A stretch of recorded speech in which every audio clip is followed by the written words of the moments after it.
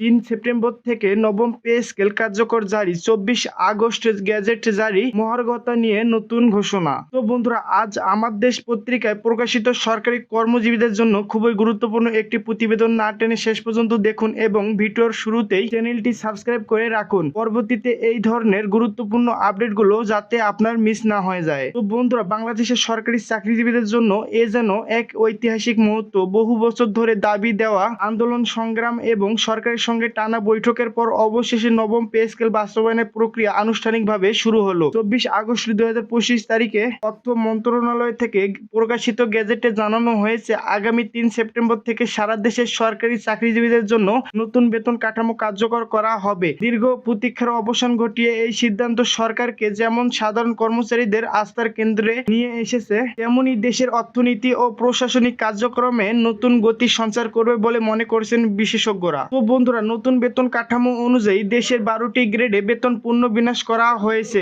এবং পূর্বের তুলনায় উল্লেখযোগ্য পরিমাণে বাড়ানো হয়েছে।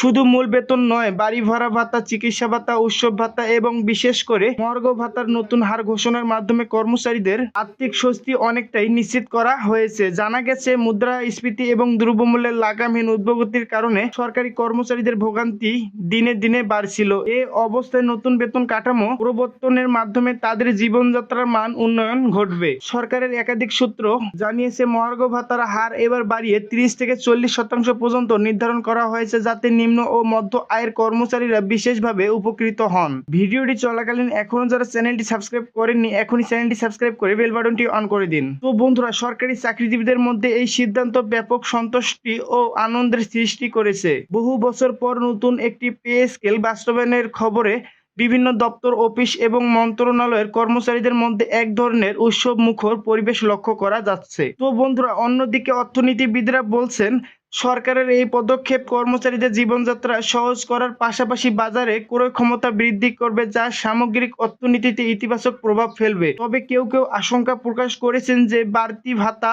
ও বেতন প্রদানের ফলে সরকারি ব্যয়ের চাপ আরও বাড়তে পারে। তবুও নির্বাচন পূর্ববর্তী সময়ে এই সিদ্ধান্তকে সরকার জনগণের প্রতি দায়বদ্ধতার প্রকাশ হিসেবে দেখছেন। তো বন্ধুরা, প্রধান উপদেষ্টা একাধিক বৈঠকের মাধ্যমে নবম পে স্কেলের কাঠামো চূড়ান্ত করেছেন। জানা গেছে, জাতীয় বাজেটে এ নিয়ে আলাদা বরাদ্দ রাখা হয়েছে। সরকারের লক্ষ্য হলো নতুন বেতন কাঠামো বাস্তবায়নের মাধ্যমে শুধু কর্মচারীদের নয়, বরং প্রশাসনিক দক্ষতা এবং সেবার মান উন্নয়ন ঘটানো। বিশেষ করে মনে করছেন, যখন একজন সরকারি কর্মকর্তা বা কর্মচারী আর্থিকভাবে সচ্ছল থাকবেন, তখন তিনি আরো মনোযোগ দিয়ে তার দায়িত্ব পালন করতে পারবেন, যা সুশাসন ও উন্নয়নের পথে দেশকে এগিয়ে নেবে। অর্থনীতিবিদ ও বিশ্লেষকরা আরো উল্লেখ করেছেন যে মহার্ঘ ভাতা বৃদ্ধি আসলে বর্তমান সময়ের একটি বাস্তব প্রয়োজন, কারণ সাম্প্রতিক বছরগুলোতে বাজারে নিত্য প্রয়োজনীয় দ্রব্যের দাম অনেক বেড়েছে, যা সরকারি কর্মচারীদের জীবনকে সংকটময় করে তুলেছিল।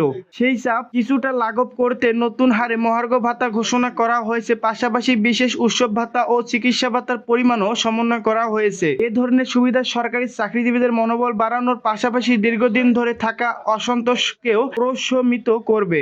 ভিডিওটি চলাকালীন এখনো যারা চ্যানেলটি সাবস্ক্রাইব করেননি, এখনই চ্যানেলটি সাবস্ক্রাইব করে বেল বাটনটি অন করে দিন। তো বন্ধুরা, অন্যদিকে সাধারণ মানুষের প্রত্যাশা হচ্ছে, সরকারি কর্মচারীদের হাতে অতিরিক্ত অর্থ পৌঁছালে বাজারে এক ইতিবাচক প্রভাব পড়বে। তবে বিশেষজ্ঞরা সতর্ক করে বলেছেন যে সঠিকভাবে মনিটরিং না হলে এটি আবার মুদ্রাস্ফীতি বাড়াতেও ভূমিকা রাখবে। তাই নতুন পে স্কেল বাস্তবায়নের সঙ্গে বাজারের মূল্য নিয়ন্ত্রণ নীতি জোরদার করারও প্রয়োজন রয়েছে। সব মিলিয়ে বলা যায়, নবম পে স্কেল কার্যকরের মাধ্যমে বাংলাদেশে একটি নতুন অধ্যায়ের সূচনা হলো। দীর্ঘ অপেক্ষার অবসান ঘটিয়ে সরকারের এই সিদ্ধান্ত দেশের প্রায় ২২ লাখ সরকারি কর্মচারীদের জন্য এক বড় স্বস্তির বার্তা বয়ে এসেছে। ২৪ আগস্টের গেজেট প্রকাশ এবং ৩ সেপ্টেম্বর থেকে কার্যকর হওয়া এই সিদ্ধান্তকে অনেকেই ঐতিহাসিক বলে অভিহিত করেছেন। দেশের উন্নয়ন ও প্রশাসনিক দক্ষতা বাড়ানোর পাশাপাশি সাধারণ কর্মচারীদের জীবনে নতুন আশার আলো নিয়ে আসবে এই নবম পে স্কেল, এমনটাই প্রত্যাশা সবার। তো বন্ধুরা, মহার্ঘ ভাতা এবং নবম পে স্কেলের সর্বশেষ আপডেটগুলো আমরা সবার আগে আপনার কাছে পৌঁছে দিব, তাই চ্যানেলটি সাবস্ক্রাইব করে রাখুন। আজ এ পর্যন্তই, ধন্যবাদ।